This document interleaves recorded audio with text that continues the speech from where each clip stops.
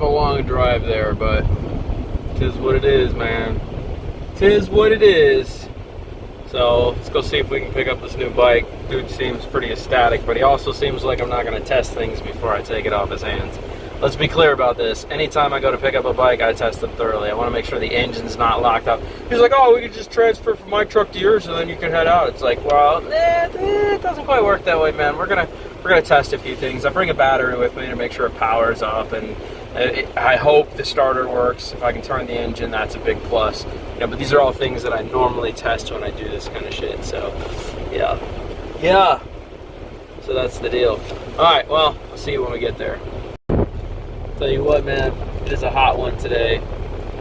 Says that it's 92, feels like 103. That's Florida for you, man. It doesn't give you any breaks on the weather. It's just fucking hot all the time. The summers here are just brutal. They are brutal.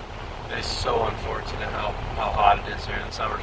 And when it actually does, the sun is out and it's in the 90s, like high end of 90s, and it feels like 107, 110. It's just crazy. Crazy. So I'm waiting for this guy to get here. I'm sitting at the, as you can see, the Circle K parking lot. This is where I'm supposed to meet him to take a look at this bike. So hope for the best, plan for the worst. So let's go. All right, I'm back with the sexy Ninja 250R 2010.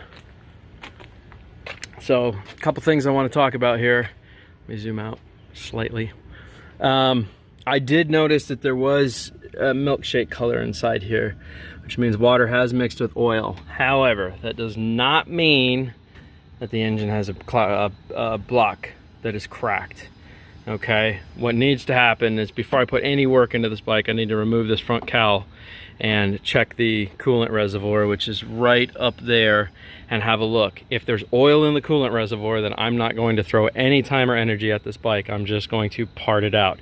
If I do not see oil mixed in there with the coolant, then I'm gonna assume it got water in it because of either a flood or it just got rained on a lot and wasn't moved very often. I have the side panels in the car and the seat. I do have a clean title for this and keys. I'm not gonna tell you what I paid for it. I'm a little frustrated now, but not a huge deal. It's missing a lot of little clips and plastics and things, but I think I can probably power on the bike and see what's going on. I think that'll be step one. I know that both brake master cylinders are shot on this, so we're gonna have to take a closer look at the brake master cylinders because this one is toast. As you can see, it builds no pressure, and this one is toast. It also builds no pressure. The plungers are shot in both of them, so I'll have to replace that one and this one. Now, luckily this isn't dual brake, so this will be really simple to do this and free up these calipers. I didn't even check how many miles it has on it. Let's have a look. I know the speedometer is broken.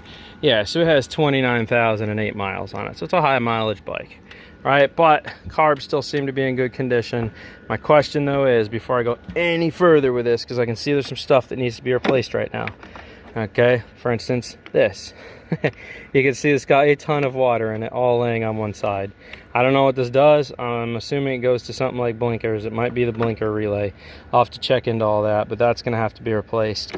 Outside of that, I need to go through this fuse panel in here and see what's going on with the fuses. I can tell that a couple fuses have been pulled, like the one that goes to here has also been pulled, and that is the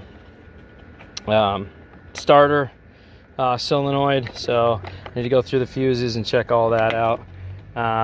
Yep, but first, before we do anything and I throw any time or energy or effort at this bike, we need to pull this reservoir here and look at the coolant.